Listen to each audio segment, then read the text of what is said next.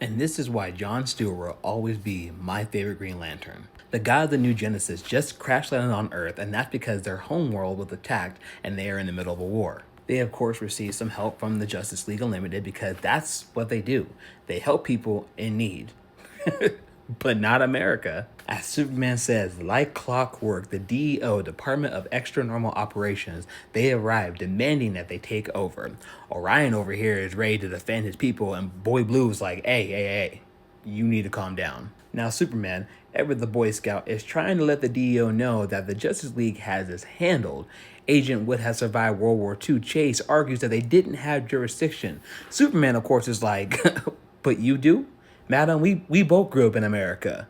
We're in India now. She's all like, we have connections, you don't. Ma'am, you were talking to Superman. And here's where Hal Jordan Green Lantern can suck it, because here he comes being a good old boy talking about, she's right, you know. I hate to say it, but boy, shut up. No, you don't. You are a cop through and through. Shout out to Green Arrow for calling it out too. Straight up. He's like, all these years, Lantern, and you still like the taste of leather?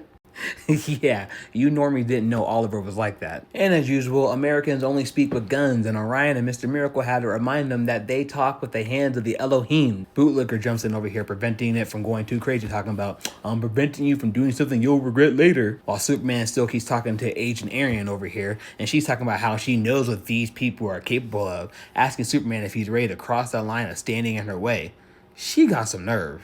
This is where John decides the white people have been talking way too long. And he says exactly what America should be saying. Refugees are welcome. And here comes old Leather Eater over here, the poster boy for not all cops are like that, asking John what he's doing. And John has to remind him he's the architect. He's building a shelter. So Bootlicker clarifies, what are you thinking? And John's like, oh, my bad. Yeah, I'm breaking these stupid rules. Then calls out Agent Superior Race over here and is like, look, I know you got a laminated business card a la American Psycho, but you shouldn't need a piece of paper to tell you when people need help. And this is where John shows he's the real one, because he doubles down. He said, I'm not saying this as a Lantern. I'm not even saying this as a Justice League member or a superhero.